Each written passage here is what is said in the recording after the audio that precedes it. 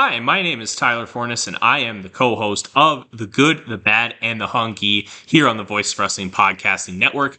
Every week, my co-host Fred Moreland and I discuss all the happenings of All Elite Wrestling and everything going on in the universe of Tony Khan.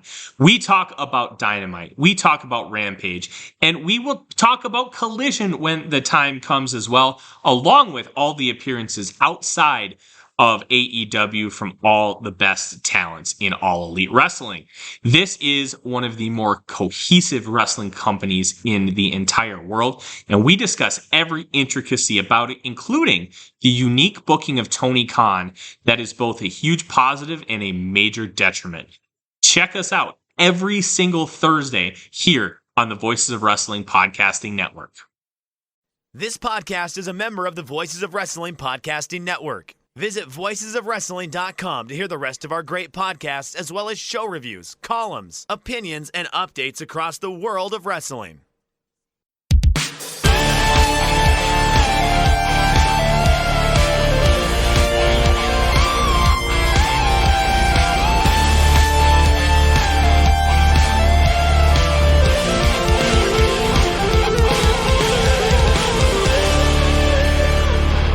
Welcome back to another episode of The Good, the Bad, and the Hungee here on the Voices of Wrestling Podcasting Network. I am your host, Tyler Fornes, and with me, as always, is Fred. He is not Dave Meltzer Moreland. How are you, sir? I'm doing well. You doing well yourself? You know what? Things could be a little better, but Eclair's not suffering anymore. Yeah. So I miss her, but I'm glad she's okay. So that's important. Yeah.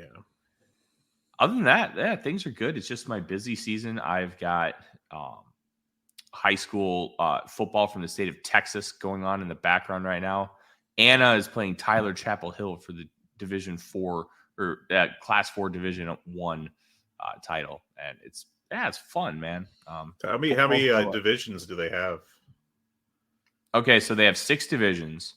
Okay, and Class 1A is just 6-man football because you get a lot of like really small towns, and then everything else is 11-man. But all right, there's so many high schools and teams that each class has 2 divisions, and the way they separate it is each district gets 4 teams make the playoffs. The schools with the top 2 enrollments go to class or the Division 1, and the schools with the bottom 2 enrollments go to Division 2. So they split it up that way, which it was really weird for coming from Minnesota and where everybody makes the playoffs. But I mean, it's Texas. It's a little different, and they take things a little more seriously there. So, it's a pretty cool little gimmick. And the games have been really good so far. Awesome. Do you know if anyone has gone into or onto NFL success from the 6-man realm of Texas? 6-man, I'll be honest, I don't know. Just curious if you knew. Oh, the Von Erichs just popped up as I'm getting all caught up on the Dynamite from Wednesday. We got tickets to an Arboretum light gimmick. It was kind of cool. Well, let's go ahead and get through the news. And I guess the big story this week, as stupid as it kind of is the shocking to some revelation that Warner Brothers Discovery had talks with WWE this week. Dave Meltzer, I believe, primarily speculated that door may have opened because of CM Punk going to WWE. One Bill Phil, as we all know. Now, AEW's deal is through the end of 2024. And, the whole deal with AEW has been that, Tony Khan has been extremely loyal to Warner Brothers Discovery since the start, to the point that it's led to speculation, which hasn't been denied, that Warner Brothers Discovery owns some percentage, non-controlling percentage of AEW. A big part of this was that something that Tony Khan confirmed in the press call before the Ring of Honor show Final Battle that's taking place on the day that we record this, December 15th. Basically, the CW expressed interest in Ring of Honor, putting it on their network, but Tony Khan decided to stay loyal to Warner Brothers Discovery. Tony also said during the final battle media call that they met with Warner Brothers Discovery to discuss extending the TV deal this week on Tuesday.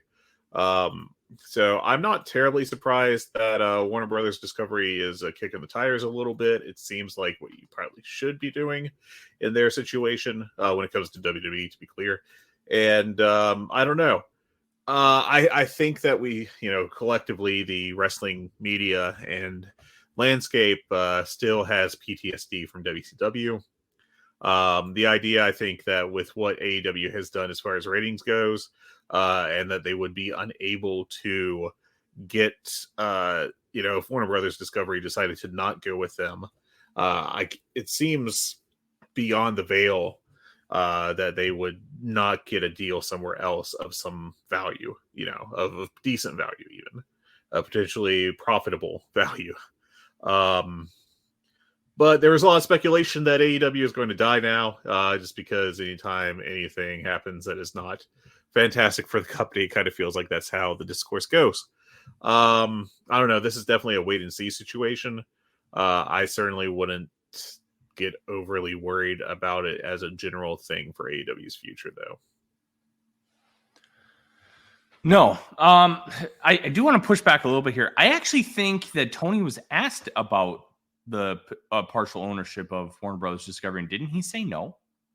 That they don't own any of the company? Or am I Nelson Mandela affecting this?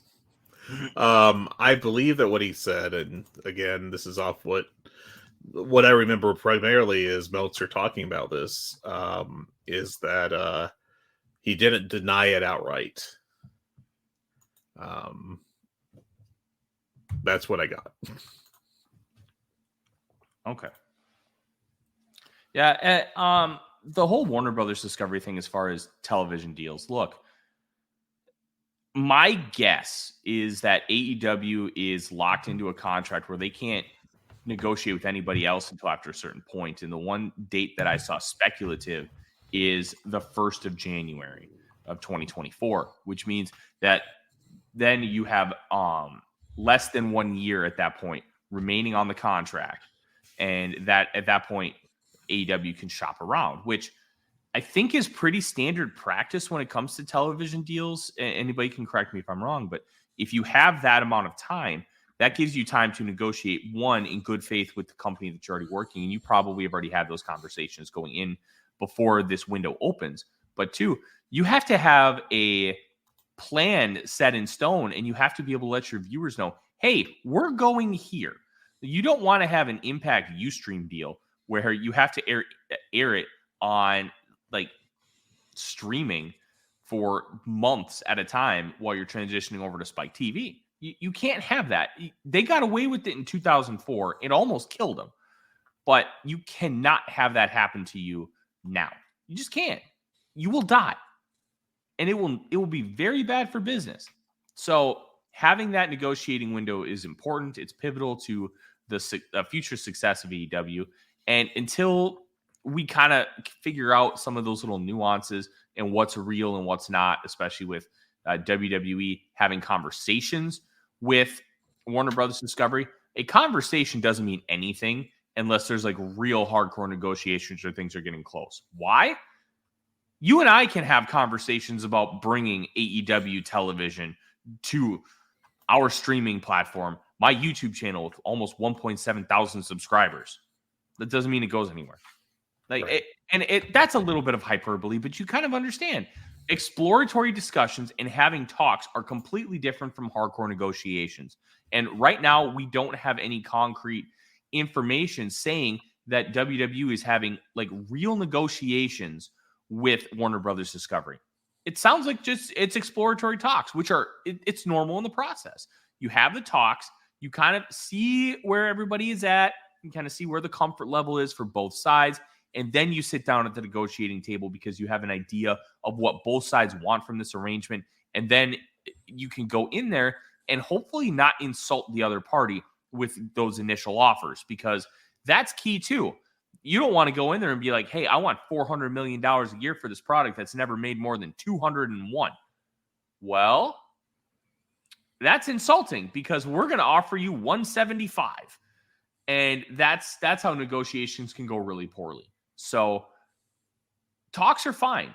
And obviously, with the CM Punk connection, it would not be shocking if Punk was the one who kind of started introducing some of the parties, because it seems like Nick Khan had discussions already with Warner Brothers Discovery. But from my understanding, the people that they're now having discussions with, like Mark Shapiro, Triple H, the people at Warner Brothers Discovery are different people. And that matters, because there are a lot of people in a major company like that have say in these things. And being able to get in front of the right people means a lot. So until we get more information, I'm not really going to be super concerned about it. Yeah, it's definitely just a situation to keep an eye on right now. It's going to take time, and it's going to take. There's just a lot to shake loose here, because the Warner Brothers Discovery also has the rights to the NBA right now, which is a bigger rating deal than AEW, of course. And those are coming up for negotiation, I believe, this year as well.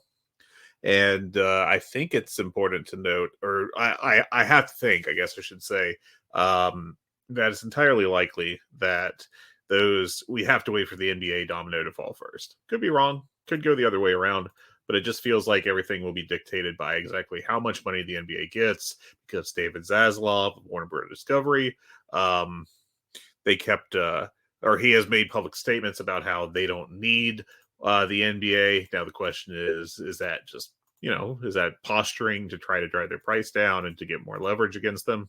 Or is that a genuine, strategy he is taking, given that he has taken multiple completely finished movies and just dumped them in the trash and decided to be better to take a tax cut than to release them and have them potentially flop, which is, not great. Did you hear what happened with I think it was the Last of Us? No, I did not. Apparently Naughty Dog said no. And after 4 years of trying to make it like multiplayer, I guess, they're just doing a remaster now. Okay. Which, what the hell? That's a good way to piss off gamers. Well, clearly they don't care. So,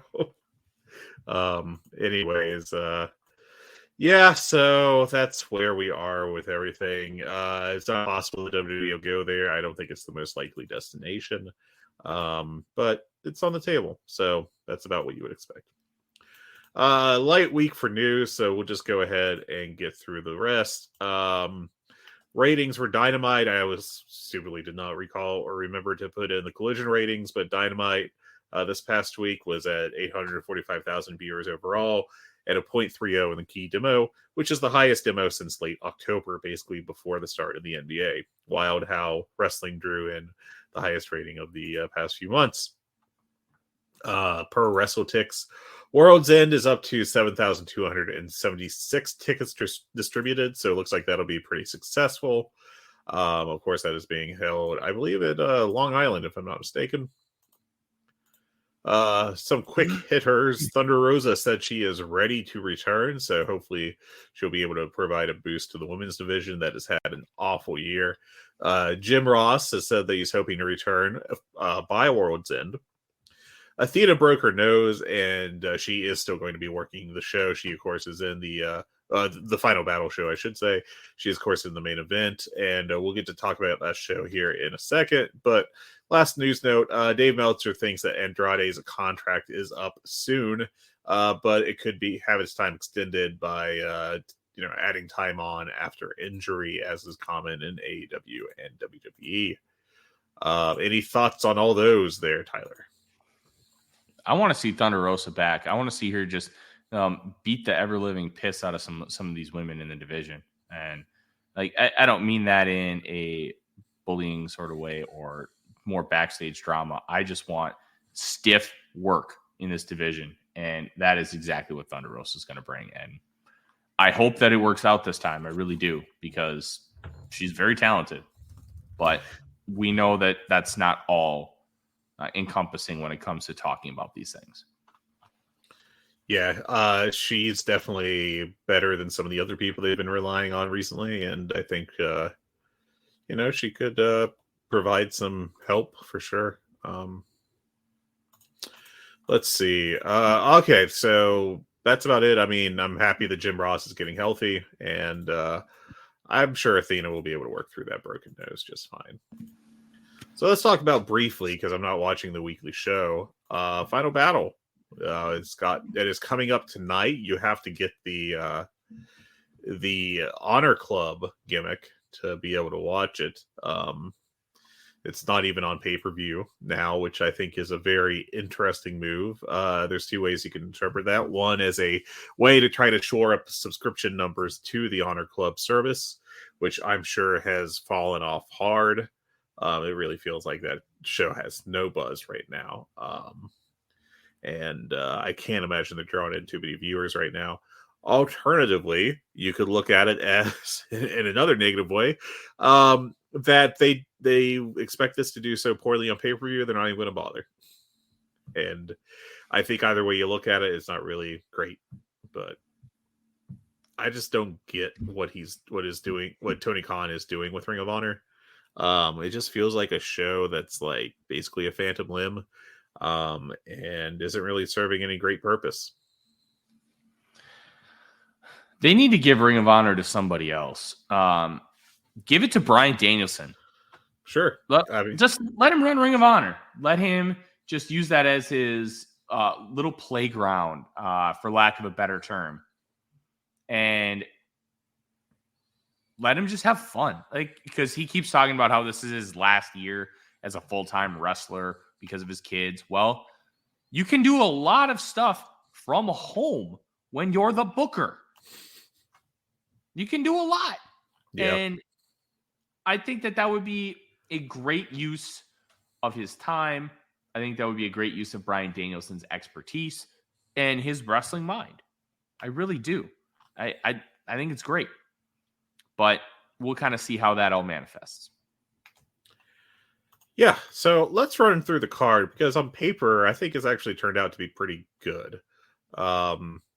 But, we have 9 matches in totality announced, including the pre-show match.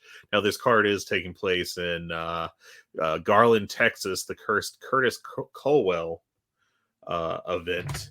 And I think, extremely notably, it doesn't have a Ring of Honor World Championship match, of course, because of the Triple Crown thing they're doing for the C2. Hey, congratulations, Tyler. I think you may be the new head coach of the Los Angeles Chargers. Woo! I apologize for you having to do that. Just saw that news as I went to go check the ticket sales of the of Final Battle, which I am still working on. But since they are in Texas and Garland, they are going to do a Von Erich's match. Marshall and Ross Von Erich, accompanied by Kevin Von Erich, will be facing, I think, possibly the best possible opponents for this match, for their match, the Outrunners, Turbo Floyd and Truth Magnum. That match rules, man. It kind of does, yeah. I have actually never watched Marshall and Ross work, so I don't know if they're like what they're good at or anything. But that is some extremely world-class championship shit right there to me. But hopefully it's good. We'll see how it goes. But that is the pre-show match. What are your thoughts on that one? I love the match, man. I'm very curious to see what kind of a draw Kevin Von Erich is. I understand it's in Texas. The Curtis Colwell Center's in Garland, which I believe is about 20 miles or so outside of Dallas proper. I may be a little bit off on my geography, but I think that's about right. And obviously we know the Von Erichs, which is a massive draw at the Sportatorium in Houston. I just don't know what kind of a draw Kevin Von Erich is. I don't believe his kids are any form of legit draw unless you just see, oh, Von Erich, I should go to that show. But then again, you're also putting him on the pre-show. So the match itself is cool. I can't remember what you said the other team name was. The Outrunners. The Outrunners. I always forget what their name is because I just remember Turbo Floyd, and I'm like, that's Turbo a fantastic. That's such a great. Such a great pro wrestling name. It's extremely good, man. The Outrunners rule, and I'm excited to kind of see them in a different situation. They're in a situation where they're not jobbers. They're in a situation where they can actually work. And I think that is really cool. So I'm excited to kind of see what that looks like. And great pre-show match. This is the kind of stuff Ring of Honor should be doing all the time, 24/7. Just stuff like this. The Von Erichs, they need work. Like MLW had them almost exclusively in multi-man matches where like tornado style. Like get them in a position where they can work with seasoned vets as an actual like tag team and not just doing stuff. Yeah. I think this is awesome. Yeah. Now, as far as the Von Erichs being a draw, well, the last public update from WrestleTix is from Wednesday, where they posted that they have distributed, not sold, but distributed a total of 2,253 tickets for Final Battle, with another 1,469 left available. Last time AEW was there was for Dynamite last year, where they drew just under 5,000. So I wouldn't expect that number to be too close to the AEW number last year, because it is Ring of Honor, and Ring of Honor is spectacularly cold. But it's not great to have less than 2,500, I think. Its capacity is listed on Wikipedia as about 6,800. So about 1/3, full. So yeah. Ring of Honor. I know. Ring of Honor needs something different. Yeah, because what they're doing with it right now just does not have any buzz. The rest of the card, we have Tom Lawler facing Wheeler Utah for the ROH Pure Championship, which actually I'm pretty hyped for that. I think that could be really good. Ethan Page and Tony Nese face off in an I Quit match.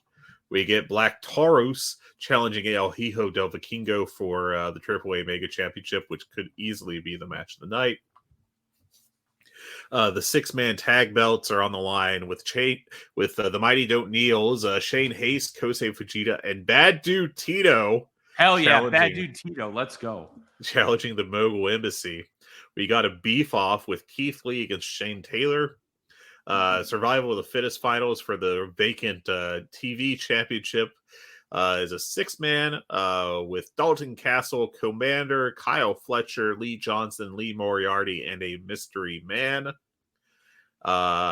A Jay Briscoe Memorial Fight Without Honor between FTR and Mark Briscoe against the Blackpool Combat Club's Bryan Danielson, John Moxley, and Claudio Castagnoli. And finally, we have Billy Starks challenging Athena for the Women's World Championship. That is actually a pretty good card on paper, even if I can honestly say I've watched very little of the build. Yeah, I'll say this. I'm really excited about that Billy Starks Athena match, not because I think Billy Starks is winning it, but because I think it's good that you have a legit pathway to get her these type of matches, and it doesn't feel forced. It's been a natural, well-progressed build, and she's 18 years old. She's getting a potential main event spot on a pay-per-view. Yeah. It rocks. And also, I think that she should win the title off Athena, and I think it's most likely that's what's going to happen. I don't know what Athena has left to do in Ring of Honor, and they could definitely use her on the main roster. So I don't see why you would not put it on Starks.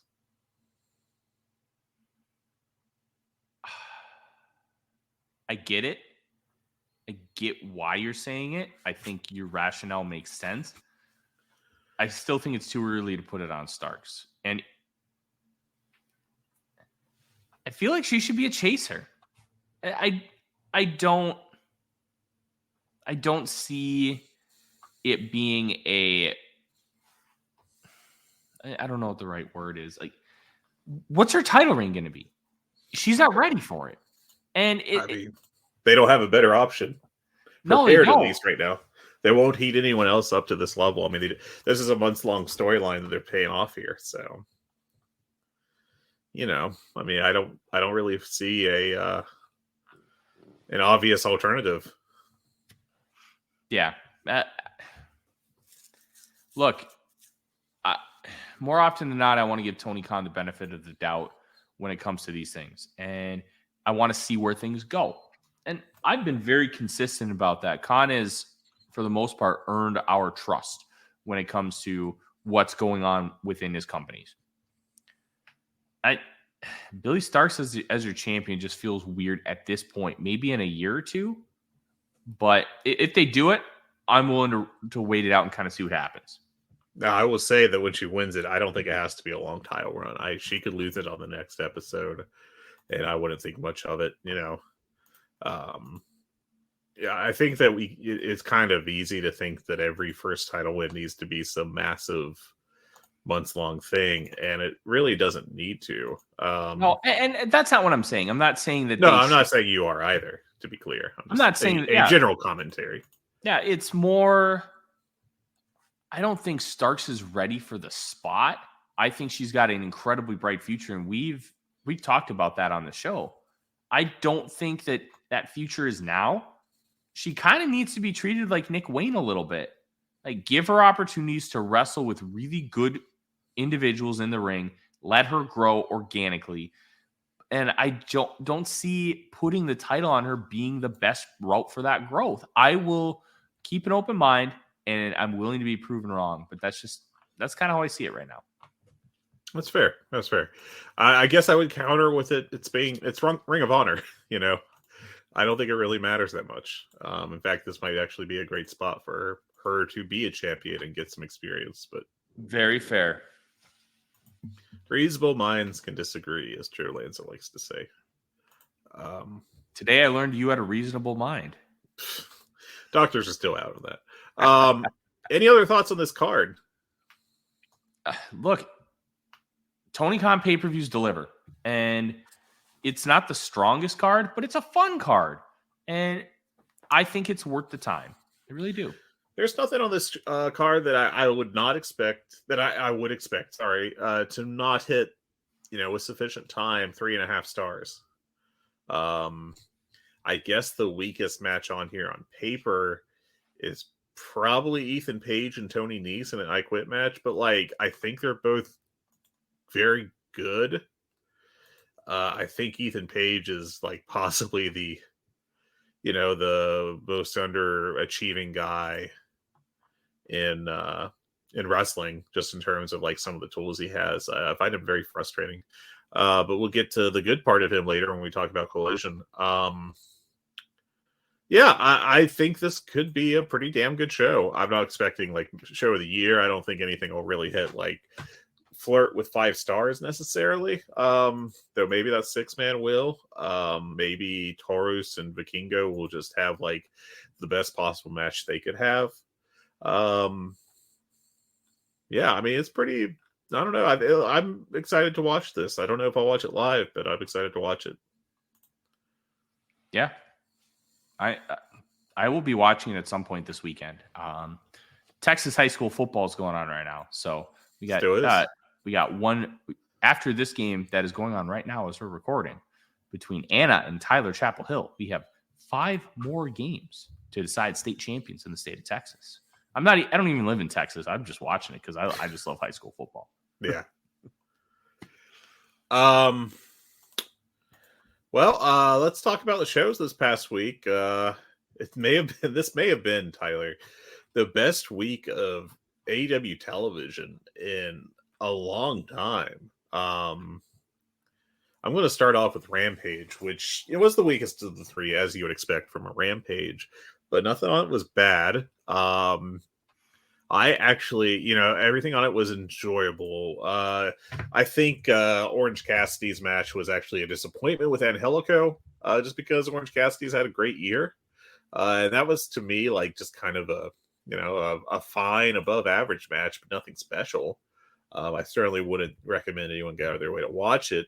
But immediately after that, it was quite short, but I actually thought Trish Adora and Abaddon had an average match. And considering where I was on Abaddon the last time she got regular TV time, which has been quite a while, I think she has improved. I'm not going to call her Manami Toyota or anything. Utami Hayashishita is not walking through these doors, but she's turned into a decent wrestler, which I think is good for her. It's an accomplishment because I don't think she was the last time she was getting any meaningful TV time.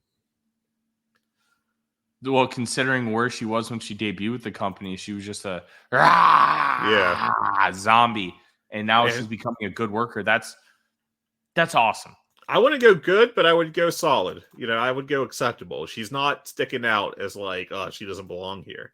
So good for her, and she can keep continuing to improve. That would be great. I think I've been just using the wrong pronouns. I apologize for that.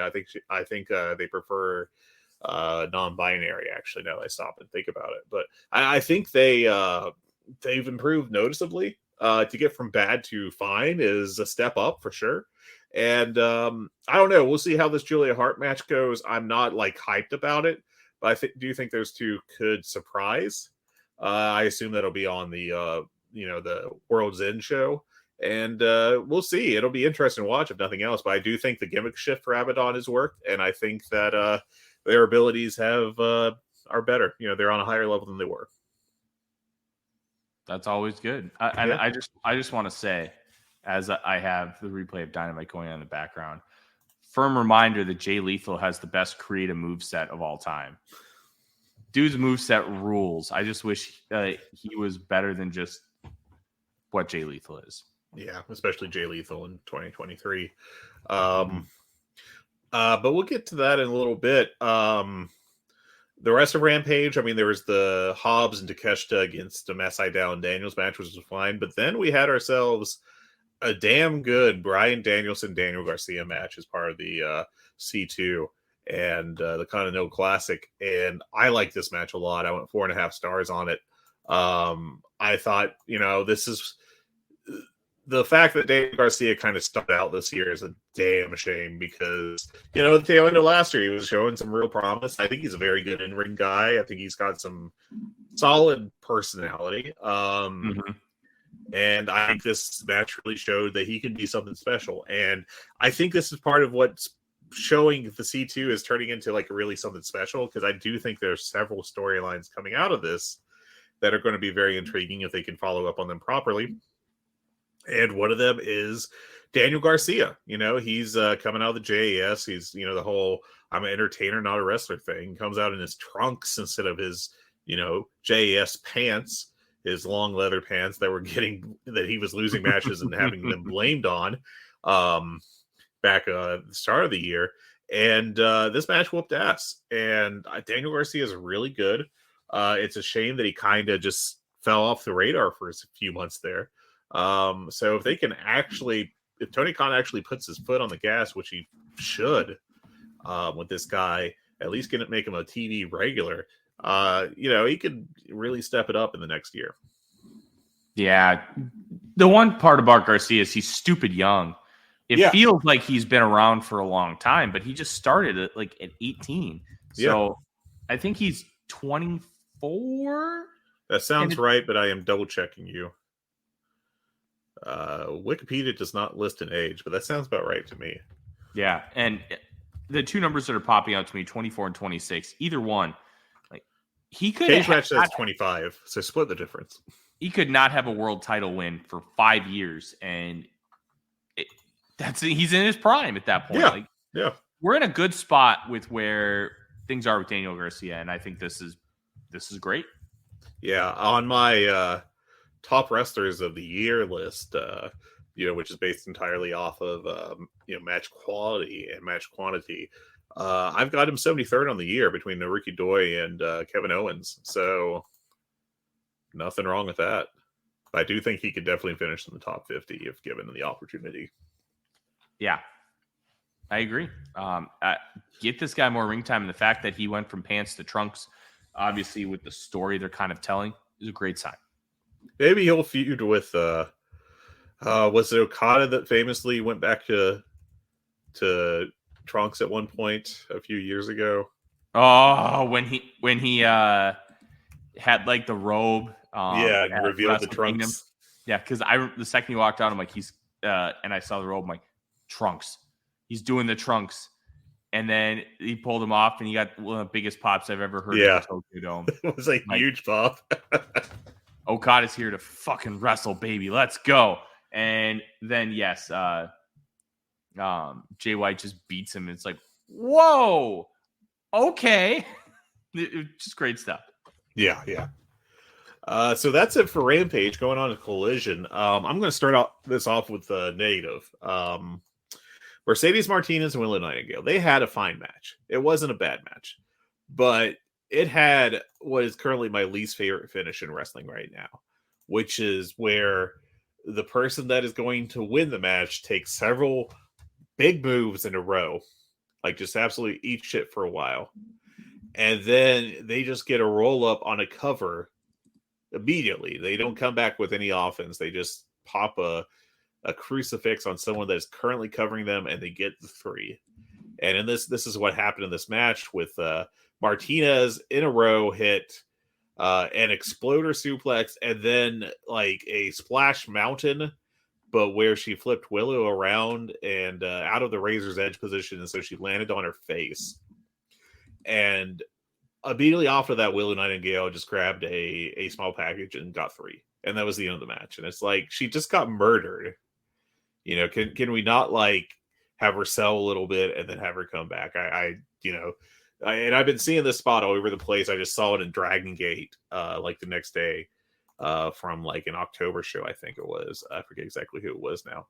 But it's just kind of like, if you just get, like murdered by a move, you shouldn't immediately be grabbing a roll up off of that and getting the pin. Like, that just doesn't make any sense to me.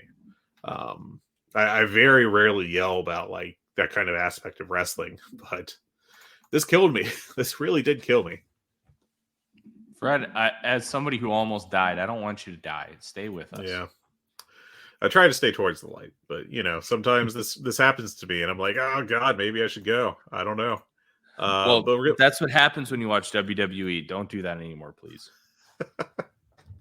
But on this show, I mean, there's a lot of good stuff on this show. We had ourselves Claudio against Eddie Kingston, which is always a great time, and that was a great match. I went 4.5 on that. They just whooped each other's ass. There was a better than expected because Ethan Page in general, I think, has been kind of a disappointment in AEW, just very inconsistent. But he had a damn good match with Kenny Omega. Now he should have. If you're a professional wrestler, you should be having a good match with Kenny Omega. It helps, even though neither one of them was from the province of Quebec. Yeah, they were invested. Yeah, they were invested. They cared because they're in their home country. And yeah, they had a Canada off. I don't know if like how like when the Olympics come around, everybody's like, oh yeah, Team America, let's go. But when it comes to like wrestlers and stuff, when wrestlers come to your state, when Top Flight came to Minnesota, they got a huge pop in the building because they're one of us. And I'm curious, and anybody who lives in Canada, if you can shed some light, I'm very interested in hearing.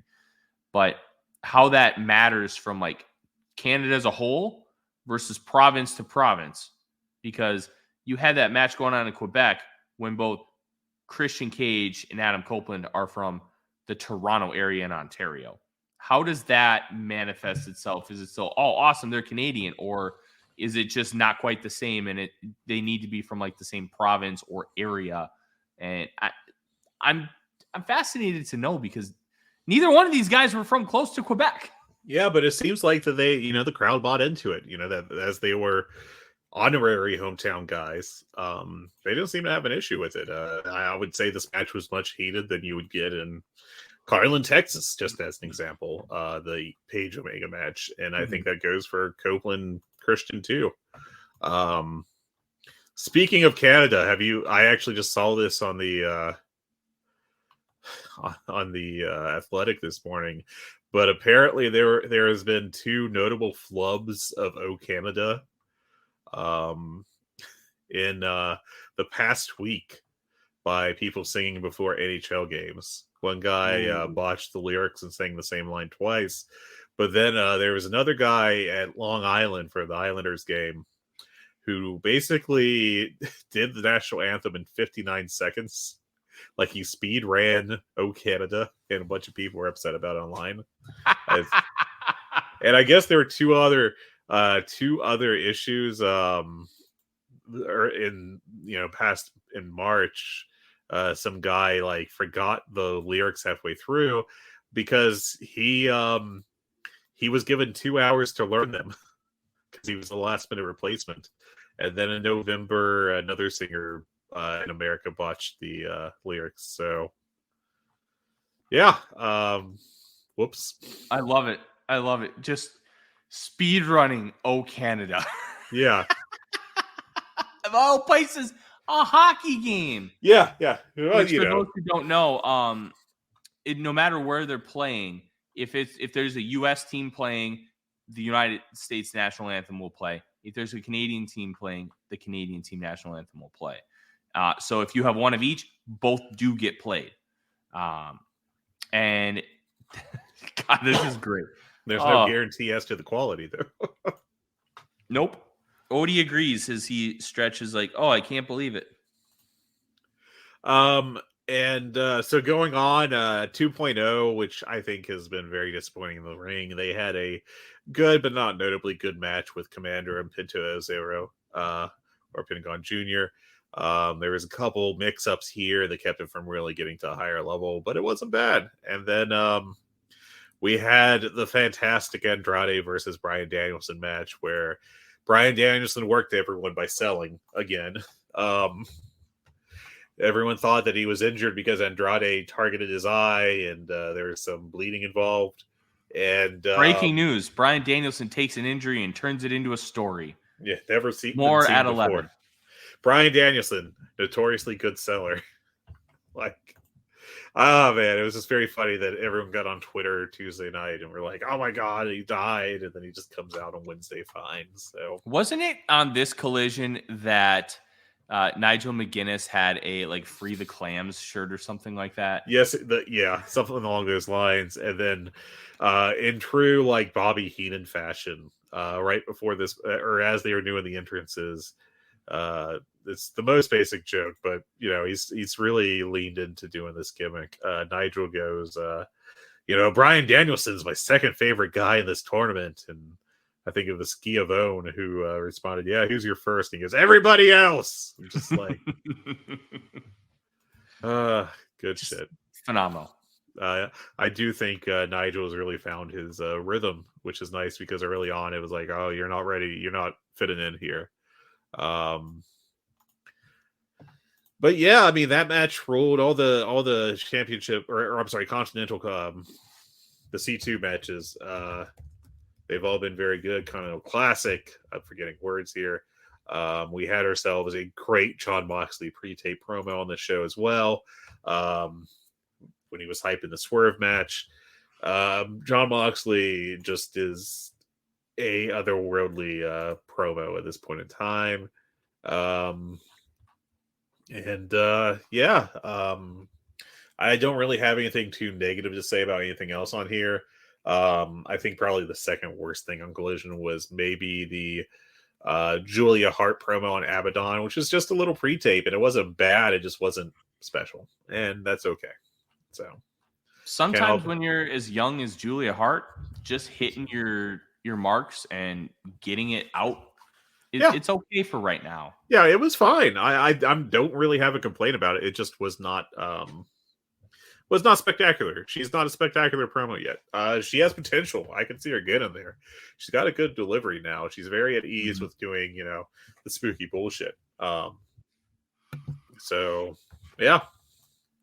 So we get the Dynamite. I thought we had a really interesting open to this show. So let's talk about this a little bit in depth.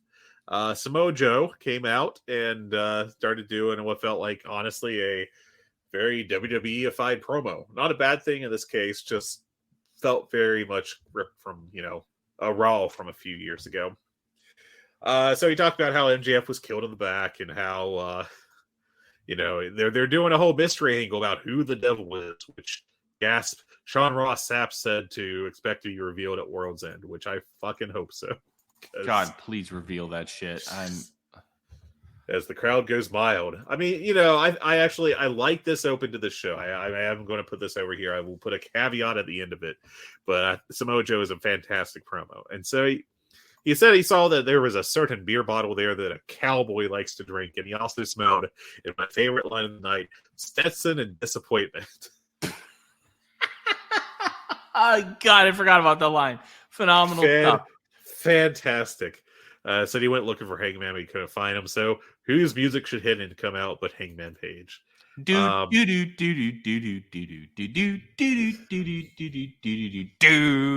love that music.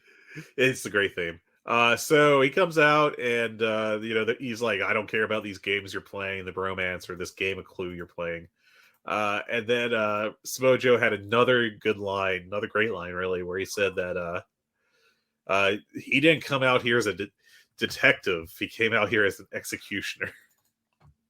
And at this point in the show, I love this segment up to this point. And then Roddy Strong came out, and you know, we're doing this whole restore the feeling thing on Twitter, right? You know, all this shit with Daniel Garcia tweeting it, and MJF who ruined the feeling in the first place, unfortunately, tweeting it. And it's like, buddy, you don't get to do this. This ain't you. So Roderick Strong comes out and does the opposite of restoring the feeling. And he does. Yeah. Now, look, I will give some credit here where credit is deserved. I am amused by him declaring Samoa Joe his best friend by proxy. That's kind of funny. And then, but the best, I love this part of the segment where Adam Page just punched him in the face. And that's what he should do to a geek character. And then it really broke down into chaos, and Dynamite needs chaos. Dynamite needs these little segments where it feels like stuff has gone kind of sideways, but like in a good way, because we have Joe and Paige getting in each other's faces and Roderick dying over here. Aubrey comes in because she's got a match between Roderick and Adam next. She's trying to keep peace, and I like this segment. I thought overall this was a good segment. Now, I know someone who like immediately buried it because it is tied into the MJF Devil storyline, and I cannot disagree with that at all. That storyline still... This is like the first good segment of this storyline, practically. You know, we've been doing this for what feels like 18 years at this point. Mm-hmm. So, like, I can't exactly put this over as a shining example of like what AEW should be, but this was a good segment. It just happens to be connected with my least favorite storyline of this year and possibly the company's history. Yeah. It's frustrating. Even when it's good, it kind of sucks. But then we get ourselves a nice and not great Roderick Strong Page match. This felt a little disconnected at some points. It wasn't like they were on the same page in some ways. And, it was kind of disappointing that way. But, I mean, it was still pretty good. I went 3.5 on it. I thought, these guys are both good workers, and they could easily have a better match if they ran this back. But, to his benefit, Roderick Strong is working his matches without any shtick. There's no like stopping to scream or some kind of mid-match promo or any of this shit. It's just Roderick Strong doing backbreakers. And, if we could get away further from the neck brace, screaming at him nonsense, that'd be all right with me. Next up, we had Brody King and Andrade. Shockingly, another good match. I didn't go too high on this. I went 3 3/4. It just didn't quite have that, that little bit that would push into really great territory for me. But it had some good stuff. It felt a little, not disjointed, but just very slow up until it wasn't. And it was a bit too much time, in like second gear. But the end got wild. We had Andrade DDTing Brody King onto the turnbuckle and then hitting his hammerlock DDT for the win. And that was Brody King's first pinfall loss in AEW. That's crazy. Yeah. They have done a really good job of protecting him. Even his losses, like the coffin match, right, Wake at the Lake in 2022. Like they've done a good job protecting him in singles, and I think that's good. But it also screams to part of the problems of AEW, where not even mid-carders are allowed to lose. And it's okay for Brody King to lose a match, but I guess how many singles has he wrestled? Like 10? Maybe? Not very many. I can check real quick, but I mean, I do think that one downside of the whole like Tony going, I have to protect everyone is we get Brody. Guys like Brody don't get featured that much. Brody and I've come away from his performance in this tournament thinking that there's no real reason to not treat him like a main eventer at this point. I thought he's been fantastic in this tournament and has looked like a killer. But yeah, as far as singles matches in AEW, match constellation. Let's get this on the old cage match. He has had 11 in totality, one of which was a dark match against, this is a hell of a name, Little Blay. In Canada, I've never heard of Little Blay. Can't say I have either. I guess he's a local Canadian guy. Allow me to read you the other names that Little Blay has used. First of all, there's been Cody Blade, which is where the Blay comes from. And then Cody Swayze, Cody Youngblood, Cody 1-8. So I'm not sure if that's a Mario level or what. Masked Avenger number 6. El Handsomer number 3. Gina Gomez, Caitlin Gomez, and PS Freedom. Gonna be, interesting. El Handsomer number 4 for Halloween next year.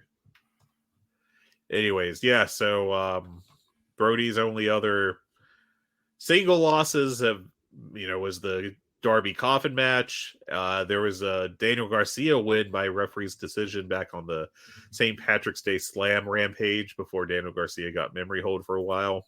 Yeah. The DQ lost to Andrade, and he lost a world title match to Jon Moxley by referee's decision. So this would definitely be his first pinfall loss.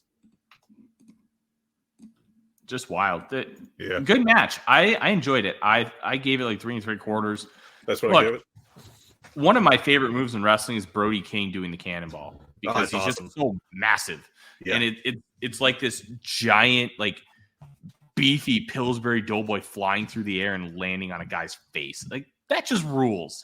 We've got ourselves a good cannonball era right now between him. Kevin Owens still does a good one. Willow Nightingale. Yeah. It's a cannonball time. Tyler, I hope you're ready to bury a segment because next up we had, and I think this may have been John Carroll who said this. They said that this segment was bad in the old way. Segments were bad in AEW, where it just felt very disjointed and kind of off the rails as compared to with just being stupid like the Adam Cole stuff was. And I thought that was a perfect way to break this down. The Golden Jets are in the ring, Tyler, and then Ricky Starks and Big Bill come out, and God bless, every wheel fell off this one. I thought this was one of the worst segments in a little bit, a couple weeks at least. Breaking news. We are the Winnipeg Jets. Hold on. The Golden Jets. Kenny Omega not knowing what team he's in. I don't know if this came out earlier or if this was released. I had no idea that Big Bill and Ricky Starks beat the shit out of Chris Jericho at Full Gear. Maybe we could get that video again. I love that Ricky Starks, or I'm sorry, that Big Bill, wrong one. Big Bill did that beatdown while wearing his glasses.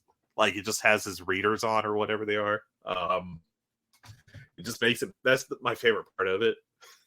It's that he's just trying to break this guy's arm while just wearing glasses. And it's just so funny to me for, it's not something you usually see in wrestling. But yeah, this segment was rough. You had some Chris Jericho tries to do 2002 WWE humor, like you would do from his promos shortly after being Y2J, and it kind of flopped here. There were a couple of decent Enzo Amore references. Kenny Omega just looks absolutely checked out. He just does not seem like he wants to be out there.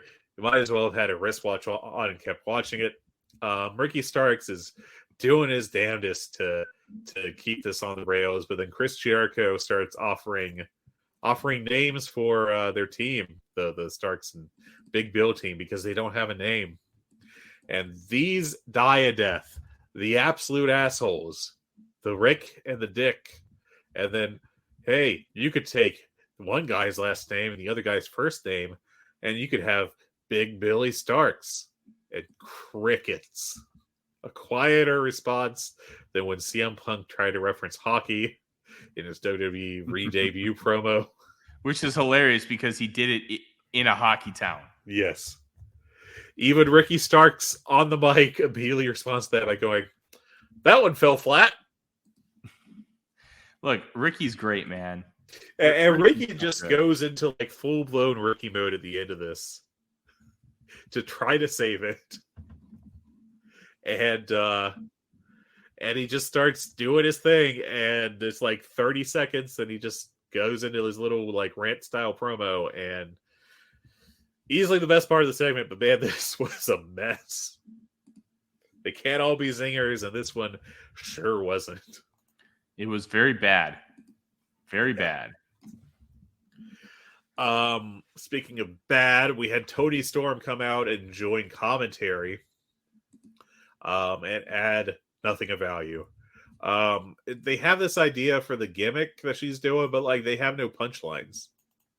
It's a comedy gimmick without jokes. It is, we're like basically a step away from her just doing the Adam Cole wacky faces, like that kind of like, well, it's supposed to be funny. We don't have actual ideas for how it could be funny, but it's supposed to be funny. But this was during a Riho and Ruby Soho match, which I will say Ruby looked better than she has at other times in the recent past. But that's some damning with faint praise there. Riho, I think Tony Khan just randomly remembered that both Riho and Emi Sakura are under contract, because that's really what it kind of feels like. It's like, oh, I guess we could be using them. Yeah, I mean, Riho's good. I am very down on this Tony Storm's gimmick. Yes. And I just, it ain't working. I just don't think it's working. No, it's not. Next up, we had a couple more C2 matches that were on the shorter side. I thought Roosh and Jay Lethal was pretty good, but it was too short to really get into your teeth into it. Yeah, I went 3 stars on that one. I did like the finish of Roosh going for a sleeper and using a different move to get the win, especially immediately after he passed out in a choke by John Moxley. I thought that was a nice little bit of continuity there. And I do think we could get a story, we are going to get a storyline. We'll see if it's a good one. Jay Lethal just being extremely frustrated with himself by not winning any matches. It's good. Yeah.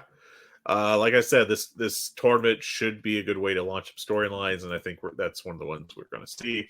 And then we got Jay White and Mark Briscoe, and this was a pretty damn good match. I went 4 stars on it. It was a little too slow at some points, like they were doing stuff, and then they would just kind of stop for 20 seconds or something, and it was kind of odd. It kind of felt like a Jay White match. Yeah, it was a Jay White match, yeah. I would definitely agree with that. But it was good. I mean, both these guys are good. And, Jay White got his knees up on a froggy bow and turned into a Blade Runner to get the pin. I did like the series of counters down the stretch, which is definitely a Jay White match trope. But he always does them so well. I'm not going to complain about it. And this was another example of that. Yeah. I'm really intrigued to see that Mark Briscoe Jay Lethal match, which is going to determine who actually gets points in this tournament. Yeah. Because neither one of those guys has a win. It also creates a really interesting dynamic because Roosh has 6 points. And if he wins with some help, I believe he still has a shot to make the semis. Yeah. And they could always do like a 3-way match for, the semis. If there's a tie, I wouldn't be shocked if they ended up doing that. And then our main event was John Moxley and Swerve Strickland. And, these are 2 dudes right here, man. John Moxley is just so confident. They're both so confident at this point in time, but John Moxley especially, like, he is clearly, and this is what's made him so special in AEW, he clearly feels himself as a main eventer. Like, and there's no, like, getting forced into a position that he's not fit for. He is 100% a dude. And Swerve Strickland is, this has been his year of ascent. I would be shocked if 2024 ends without him getting a world championship run. These guys had a hell of a match. Went 4 1/4 on it. Just some crazy stuff on there. I liked the finish where Mox countered the JML driver to get the pin. And also, Swerve's shoulder may have been up, so they play that up on commentary. I think that's a nice touch here. I think that it's going to have to, maybe not immediately, because we do know that AEW likes to do something and then 3 months later return to it with nothing really in between. And you're like, oh, okay, that did happen. You didn't really build off it, but it did happen. And I like this match quite a bit. I thought it was a lot of fun. Yeah. Good match. I gave it 4.5. You could just feel the sense at the end that they were building to something else. And I think that's great considering this is prelims, for lack of a better term. They're setting up for the semis and the finals. And I really liked it. I would love to see these guys in some sort of deathmatch element. John Moxley versus Killshot. Let's go. Man, there's more that they can do. And I'm excited to kind of see how that manifests. But look, this has been a very pro Swerve show for the entirety of his run in AEW. So I'm really excited to kind of see what happens here. Yeah. And I think he's really stepped up his game this year. He looks like a star. He carries himself like a star. And he works like a star. And he talks like a star. If we can do away with this kind of comic book villain, cackling nonsense, do any other house invasion gimmicks, which I don't think did anything to really help anything other than, he didn't do anything to help Swerve. It got Adam Page to come back and be fiery, which Adam Page sorely needed. And I think you don't want to swerve when you drive. No laughs. Oh, I'm just popping you with the dance. So, we know that podcasting is a visual medium. It really is. It's a massive visual medium. Just going to do it for the rest of the show as backstage, the Devil's Rejects attacked Hangman Page in the parking lot. This is an insult to Rob Zombie. Don't do this. I'm rejecting them, so they're the Devil's Rejects. Page did get some fight back for a while, but then he the number game just overcame him. And while the Devil got out of the car to watch, Hangman Page was powerbombed onto the windshield of the car. And notoriously, Tyler, windshields are made with real glass. Look, we've speculated that the Devil's Jack Perry before. We'll speculate that the Devil's Jack Perry again. This just adds more fuel to the fire. Mm-hmm. It would be a smart. Now, I still think the storyline sucks. They're not going to get me into Vest. There's just been too much shit. You can't go for 8 months, then give me a good segment and a good little fish hook there for me to be like, oh, this is good now. No, it doesn't. That's not how a good story works. Yeah. But I will say that that is a good fake out or a good tease either way. We'll see which way it goes. I'm just not gonna be hyped about it. So yeah, I'm with you. I'm not gonna be hyped either. We'll kind of find out how everything will manifest, and I'm just excited for the end of this tournament, man. Really am. Yeah, I think they've done a great job building it up, and I think it's really developing nicely, and I like it. I think they've done. There was a lot of pessimism, I should say, about it at first, but I think they've done a great job building this up and turning it into a source of storylines. It's up to them to deliver on those storylines, because we talked about Daniel Garcia earlier, we talked about Ricky Starks earlier. They have set up storylines with both of those guys and failed to deliver on them. And look, I really do think 2024. If you want, I think that if you want both those guys to stick around, you need to do some shit with them. You need to do some serious like stuff with them, and not just like the tag titles.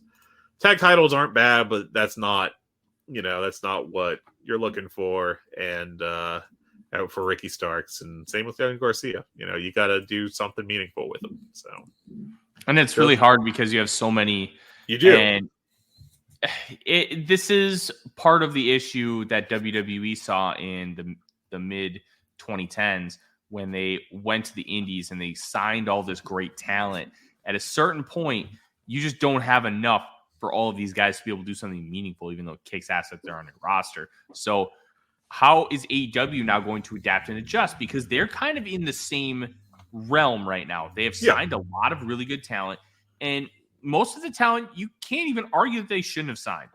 Mm-hmm. Like even Adam Copeland he's popped people in the buildings. He's done decent enough with ratings. Like his match with Christian Cage last week on Dynamite was an incredible mover of ratings. Like, and I know we meme the 1 week where he literally did nothing for 3 shows, but his work has been really good in AEW, and I think people are responding to it. How much of that credit can be given to Christian Cage? We'll find out over time, because Christian Cage has been phenomenal in this company ever since he came in. Yeah, I'm really intrigued to see how they adapt, because you're probably going to get the phasing out of Bryan Danielson. Unfortunately, we just have to kind of deal with it as it is. Samoa Joe, if he doesn't win the title, is he going to stick around as a main character on these shows? That you have Hangman Page, who's done literally fucking nothing for months at a time. Yeah, sometimes you just have you just have too many cooks in the kitchen, and you have to kind of pick and choose who you want on your line. And AEW has a lot of talent, but 5 hours of TV time feels like a lot, and it's also nothing, because you have to have stuff for them to do with that 5 hours of TV time. I'd like to see Rampage utilized a little bit more within storyline. I think they're trying to, but right now it's just nerd matches. And yes, those are fun. I'm not going to complain about, getting nerd matches, but yeah, I mean, it's very much a C show. Yeah, and the whole refusal to have stars lose, when you really avoid it so much on TV, it's going to lead to this issue. And we've seen a lot of it in 2023, where you just, instead of having them occasionally lose matches, you just completely bitch guys. Yeah, I mean, Lance Archer's on milk cartons at this point, and he's still good. He's still a very talented guy. We talked about Starks. We talked about Daniel Garcia. There's other guys on the roster that are very talented, and it's just the men's side is stuffed with talent, and the women's side is very interesting. But we had Miro not used for a long time. Andrade. I mean, there's a bunch of guys I can name off of their roster that just kind of disappear. The House of Black, Wild Trios champions.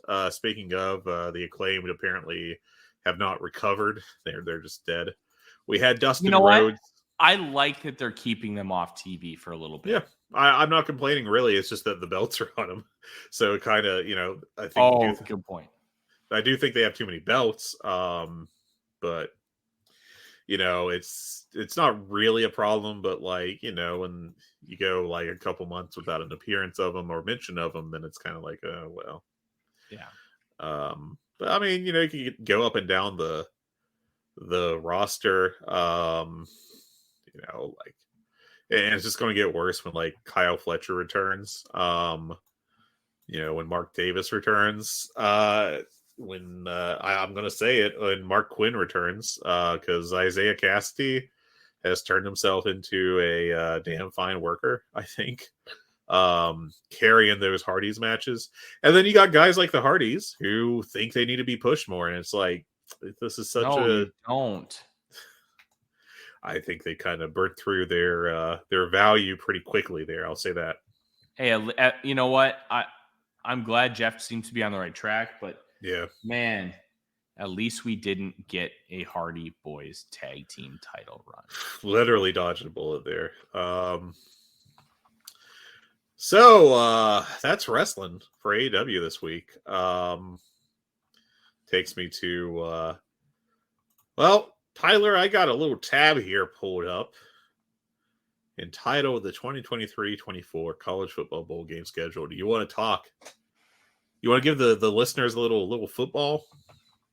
All right, let's do it. I want to say that I have the Texas State High School finals on. There is an analyst on here. Her name is Ashley Pickle, and that is just a phenomenal name.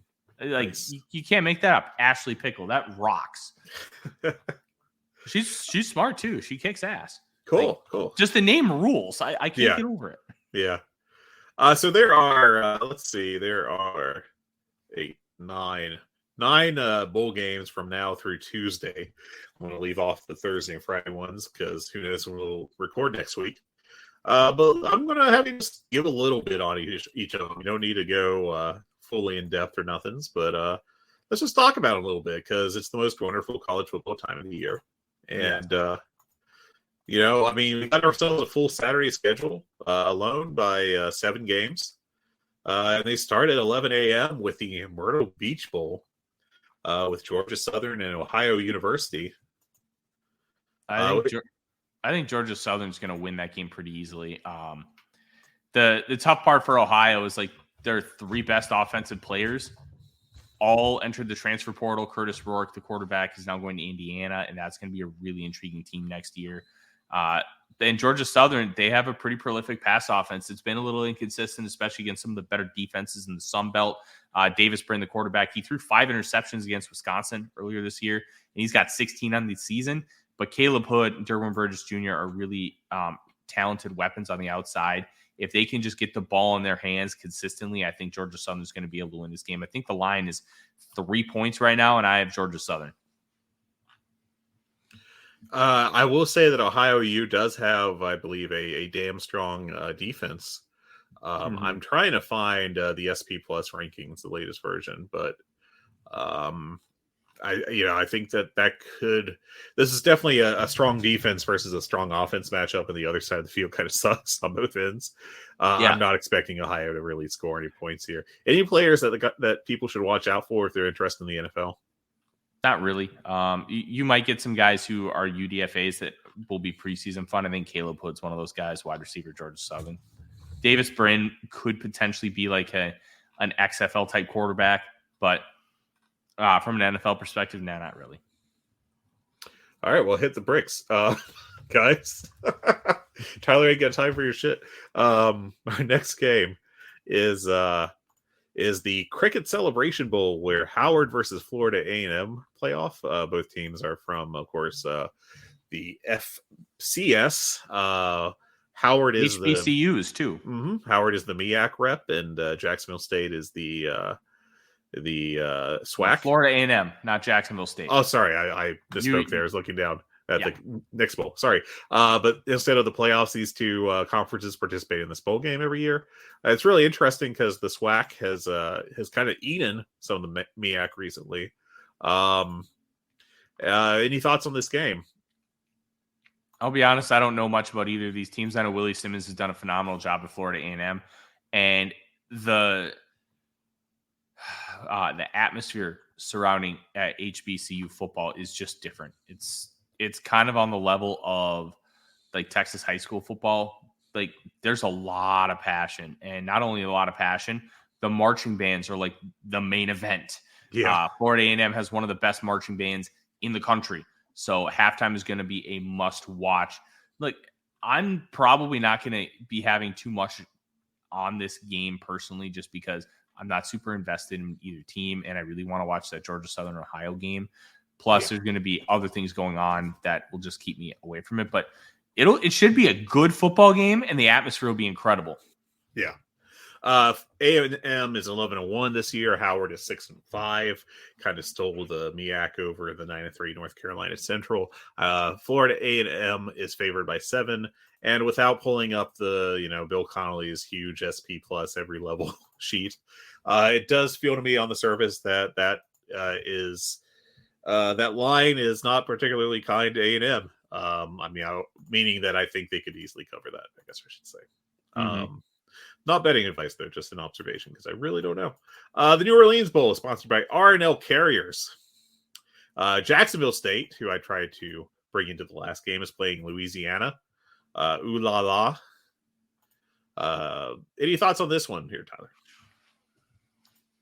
Jacksonville State, man. Great way. Rich Rodriguez. That Rich Rodriguez offense is fun. I like Malik Jackson a lot. Zion Webb is a talented quarterback. This could be a really fun football game. I don't think Louisiana's any good. I really don't. So I am betting heavy on Jacksonville State, and I don't know. These are grimy bowl games, and I love it. I absolutely love it. Louisiana is ranked, or they're 6-6, and they're ranked 64th in SP Plus. Jacksonville State, which should not be eligible this year, but there weren't enough bowl eligible teams, so they got in. Despite being in just their first year of FBS, they are 8-4 and ranked 67th. So they are, at least on paper, evenly matched. I think the Jacksonville State is going to win this game by a touchdown. It is a 2.5 spread with, I believe, Jacksonville State favored. So, but this is basically a home game for Louisiana, so that will keep it interesting. The Avocados from Mexico. I love the stupid, weird sponsors for these early bowl games. Miami of Ohio against Appalachian State at 3:30 p.m. This is a really interesting one because Miami of Ohio, their starting quarterback, Brett Gabbert, his brother Blaine Gabbert was the top 10 pick of the Jaguars back in 2011. He hurt his legs out for the year. Avion Smith, their backup quarterback, just entered the transfer portal.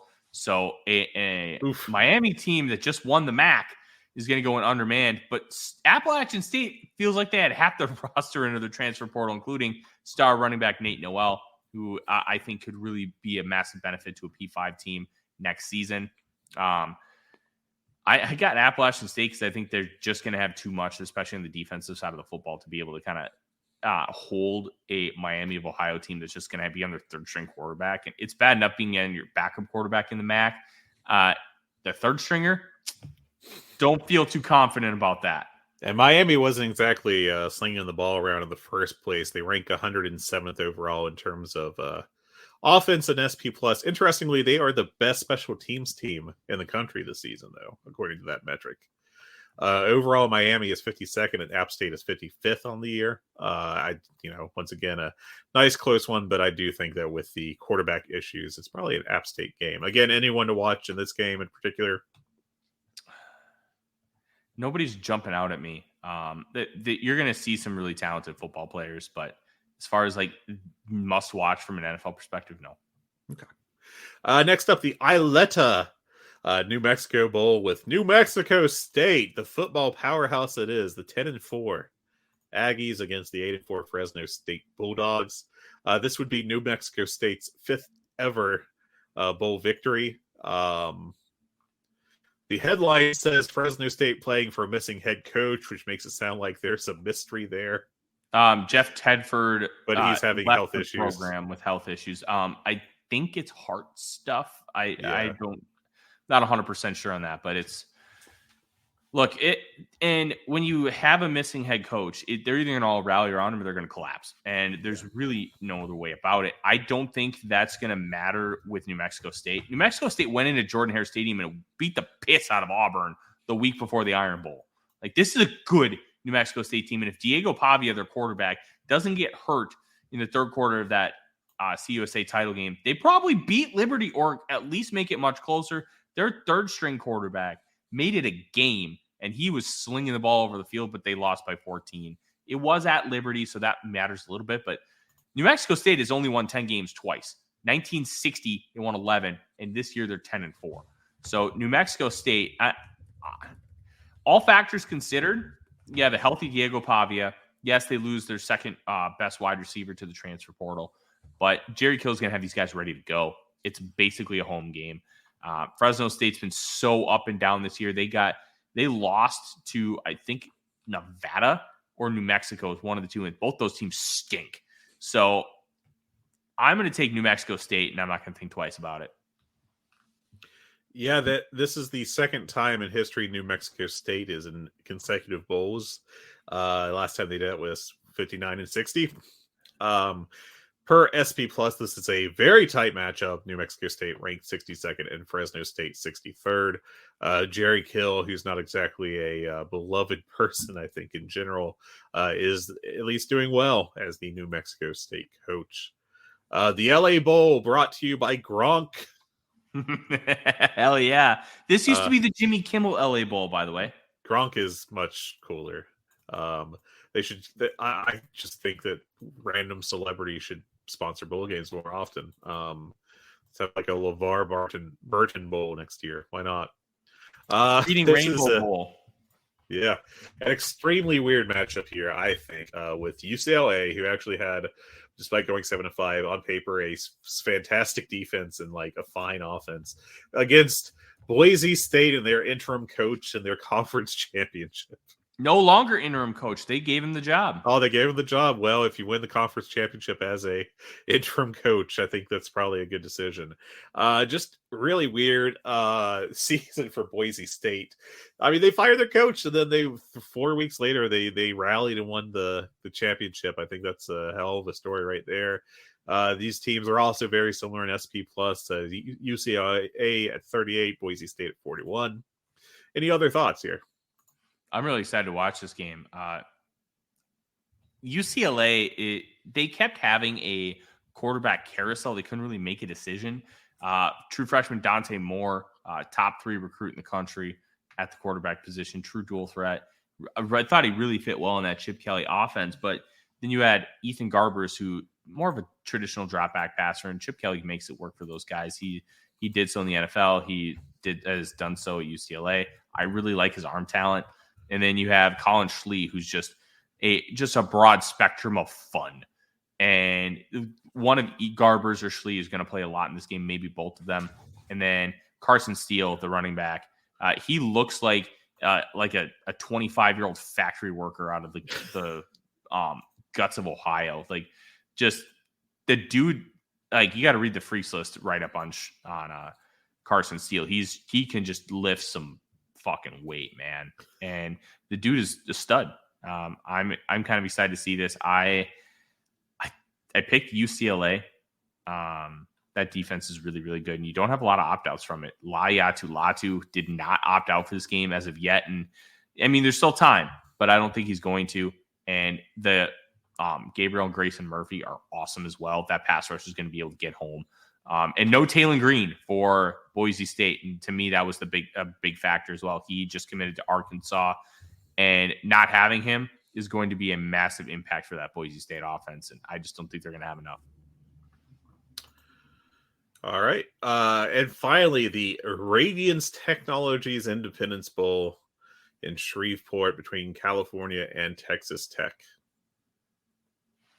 Jaden Ott, the running back from Cal, just released the coolest fucking video of all time a couple hours ago. He basically sits down, and most players will do a graphic. Well, he did a video thanking everybody at Cal, and then he says, I'm entering this transfer portal. It goes out of the screen. He's like, nah, I'm just playing. I'm coming back. And then they just do a highlight package, and it's just cool shit.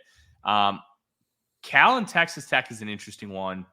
Jake Spavital, the offense coordinator for Cal, really helped that offense lead like a renaissance. He was the Texas State head coach, returned to Cal this year to be OC. Now he's at Baylor. So that plays a little bit in here. Cal has kind of had a little bit of a quarterback carousel, mainly due to injuries.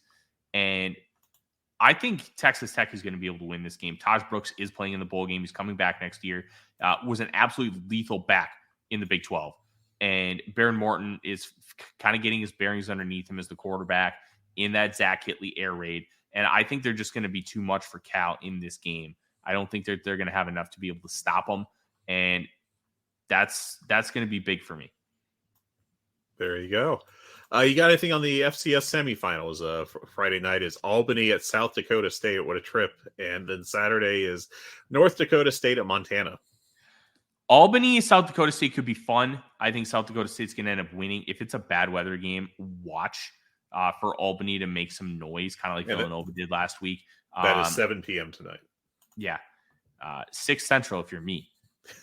Montana, NDSU is going to be great. NDSU going to Montana is a 1-point favorite. That's an unseeded team. Yeah, well, it's NDSU. Right. They had some health issues during the season. They lost to South Dakota, who they just avenged their loss by just absolutely destroying them in the quarterfinals. They lost to South Dakota State, and I can't remember who their third loss was. Oh, they lost to North Dakota. All three playoff teams.